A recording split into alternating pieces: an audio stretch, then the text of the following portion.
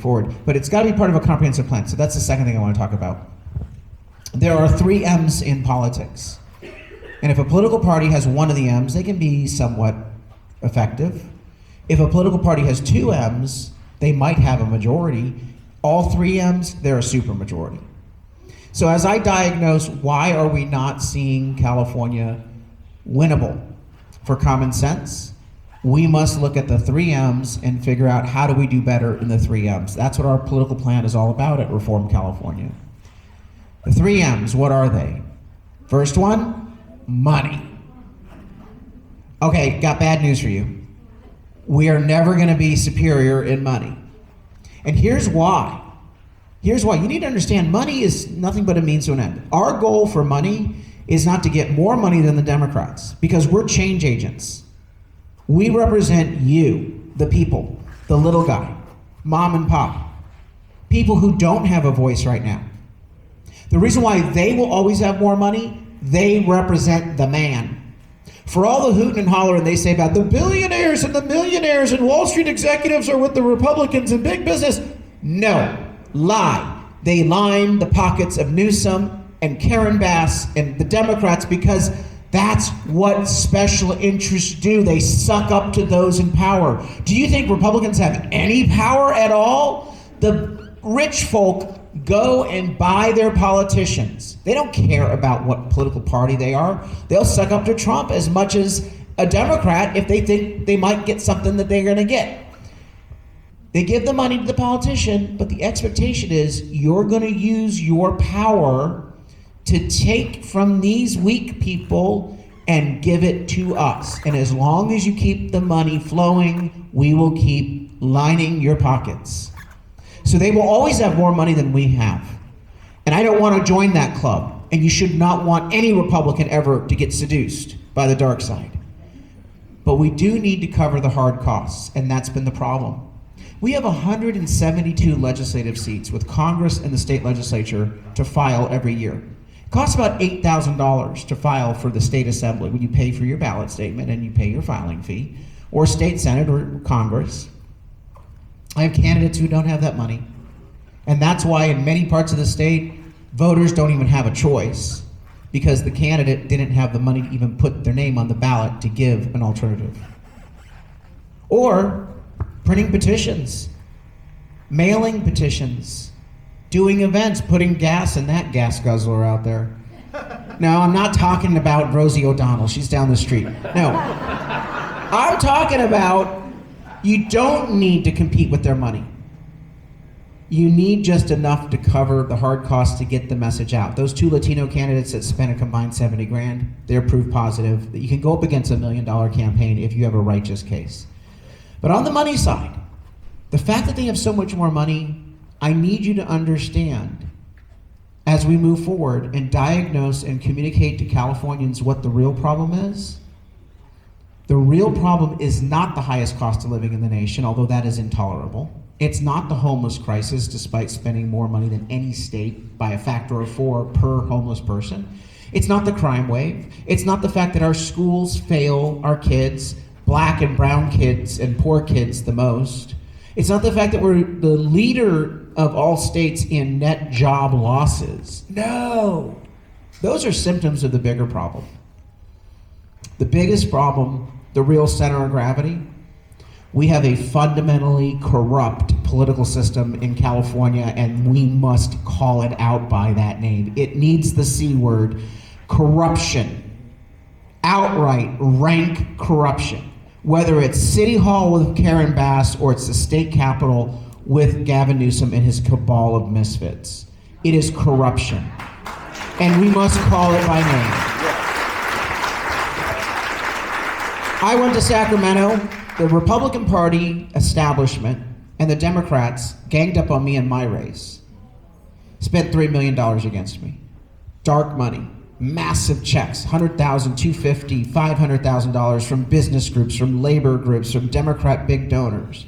Because they knew that I was going to shine a light, start squealing, start exposing, and try to create a different energy for Republicans. And when I got up there, they tried to make nicey nice, and I said, talk to the hand. Not interested. No. You clocked me a mile away, honey. You were right. I am going to be your worst nightmare. Because I'm not interested. What they do is you go to Sacramento and every night they have receptions and dinners for the members of the legislature. Expensive wine, steak dinners, and you literally have like 15 of these. I've never gone to any of them. But they go, that's why there's so many DUIs up in Sacramento with legislators and other bad things. So they go to these things and they get wined and dined, and then they get the PAC check from the lobbyist. They call them max outs. We're gonna give you the max. Oh, but it's not done with the max. That's just for your campaign. What we'll do is we'll promise if you vote exactly what we tell you, if anyone ever tries to challenge you, we will bankroll an outside campaign and save your ass. But if you dare vote against us, we'll recruit a candidate and we'll fund $1 million campaign to take you out of office. So sadly, some Republicans over the years have been seduced. And they will take the money. They will sell you out. They'll take the money and say, well, I can't outright vote against you, but how about this? I walk off the floor and don't vote on the bill. I cooperate by not calling the question and forcing a tough vote on the bill for the majority party. We'll quietly kill this bill in committee. These are the nonsense tricks that they do to avoid accountability, and Republicans have to go along because if a Republican calls the question and says, I asked for a recorded vote on this bill, suddenly there's some transparency, and they don't like that. It really is not courteous to your colleagues. That is not decorum, Mr. DeMaio. That literally is the #1 phrase in Sacramento. You literally can do a word map. That is not decorum, Mr. DeMaio. I'm not interested in making you happy. So you have to understand that when we talk about money, we're not talking about competing with the Democrats. We're talking about, #1, just putting enough gas in the tank to make sure we cover the cost of good candidates. But #2, we need Republicans who are going to say no to the money and know that when they come back to their district because they voted the right way, that small dollar contributors and supporters will have their back. We must fundamentally, and that's why I reformed California. We are the #1 fundraising conservative political organization in the state of California. But we do it all with small dollar donors. Average contributor is $67 a year. Typically they give $5 to $6 a month. How many of you have given a contribution in the last 12 months to Reform California? Thank you. We have a box here tonight. If you can contribute, please do so. But that's all it takes. You give $5 and it becomes a movement that won't compete with the money, but will allow our side to at least warrant the campaigns and manage the campaigns. Second M, media. Oh, I know what you're saying. Okay, we already are going to not be dominant with the money. So now, Carl, you give me another bit of bad news. It's the media. No, I'm here with good news. We are now at parity with the Democrats on media, despite the outright bias and lies of mainstream media. And that's not changing. That's not changing. Here are the data points. I'm a former broadcaster. I spent 8 years on KOGO, K-O-G-O, AM 600 in San Diego. 150,000 unique listeners a week. #1 in my market, 3 to 6, drive time. Of course, some of you hear me on John Cobelt show on KFI. I'm a substitute host there. I go on, once a week to just give updates. But all of the broadcast companies have seen ratings slide dramatically. Unfortunately, all of them. But thankfully, many of them that are liberal have been the ones to shed the viewers the most. For every viewer that NBC LA had in 2020, they now only have 1 viewer today, and Nielsen projects by 2026, when the midterm election will be held, they'll have a half a viewer. And every time someone unsubscribes from the LA Times, an angel gets their wings. It's just beautiful. And so what I say to the liberal media is, you had your day, you ruined our state, bye-bye. Bye-bye. Unemployment line for you. Hey, Stephen Colbert, unemployment line for you too, bitch. They do not worry about the liberal media. We don't have to talk about how unfair it is, or boy, they lie and they don't. That's their nature. They're the scorpion. They're just going to sting.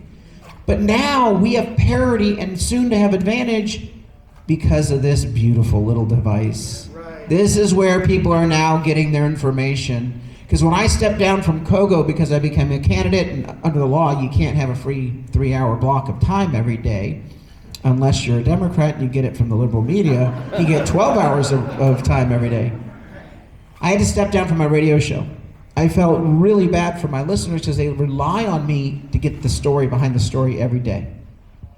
Megan Kelly's a friend of mine. She said, Carl, do a podcast. Yep. Do it every day on YouTube. Post it at the same time. You can go from a 3-hour show down to a 20-minute show.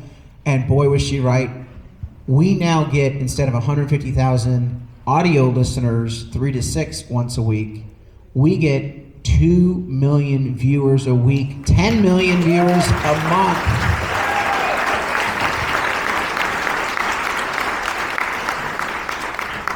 We have a plan on media to continue to expand all of our digital presence and help other social media influencers get out there and start shows of their own. And finally, the third M, this is the one I'm most excited about, and you should be too, because it involves you. You're crucial to this third M. And this third M is more important than the first 2 M's combined times 5. Better than money, better than media. You know what it is? Movement. The party that has a true grassroots political movement will be the most competitive, because here is the best form of persuasion in politics. Mother telling daughter, father telling son, neighbor telling neighbor, friend telling friend, colleague telling coworker. It is interpersonal contact, which is the name of the game. Now, I liken our strategy on movement building to the Karate Kid 1986 movie. How many of you saw it? Remember Mr. Miyagi, wax on, wax off? This is our wax on, wax off project of 2025. It's the Voter ID initiative. Wax on, wax off, the Karate Kid thought, very frustrating for him at the time until he figured out what was going on. He thought it was just about producing the shiny card. And yes, it was a shiny card at the end of the night. It was meaningful. But we're doing more than putting voter ID on the ballot. You got to get 1 million signatures to put voter ID on the ballot, so we have to do a lot of waxing.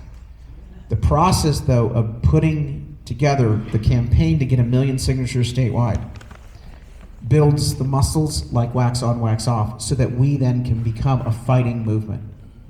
I tell you this with all confidence. The Democrats do not have a political movement. Oh, they got a bowel movement, but they don't have a political movement. Their political movement is their fringe base. You cannot wage a fight if you have the same Star Wars Cantina collection of people who might show up for a No Kings rally, but that's about it. And it's their base. We're never going to convince them. Remember, in that poll, about 65% of Californians think it's on the wrong track. 18% of Californians still think we're on the right track.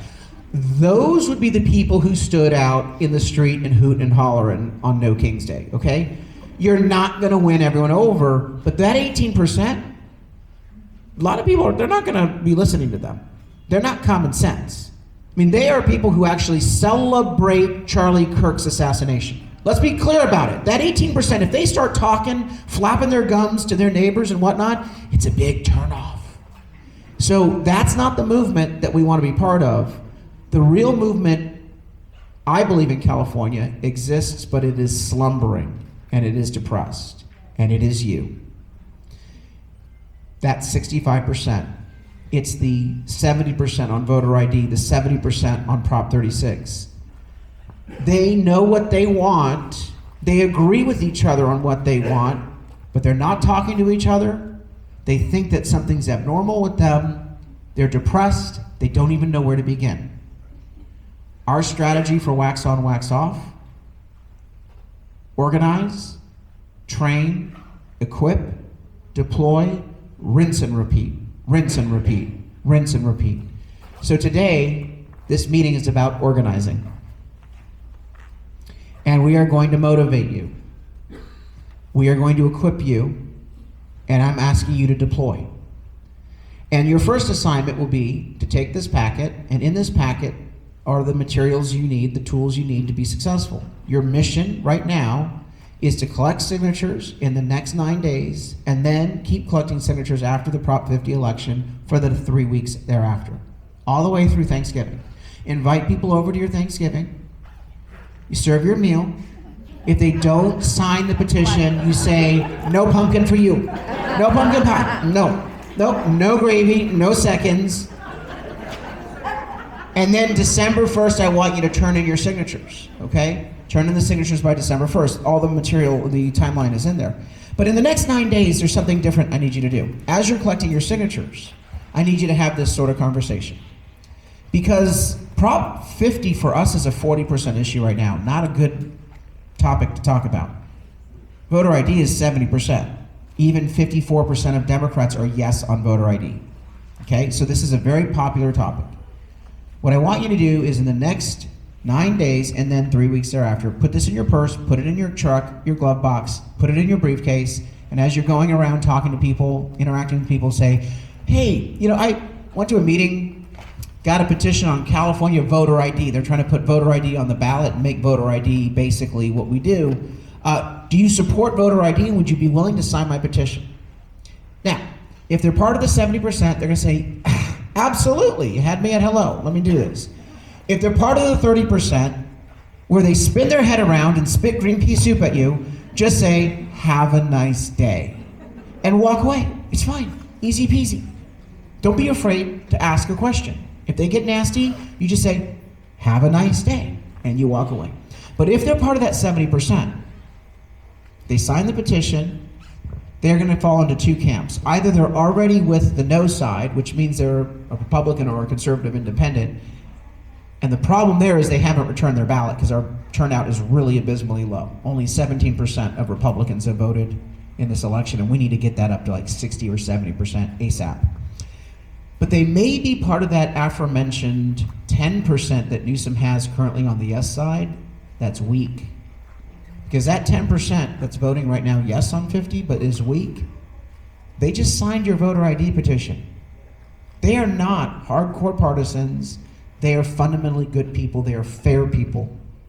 But they don't like Trump. And they don't like Republicans. But they are interested in doing what they believe is the right thing. So I want you to ask the question this way. After they sign the petition, thanks for signing the petition. By the way, have you returned your ballot yet and voted no on Prop 50? Have you returned your ballot yet and voted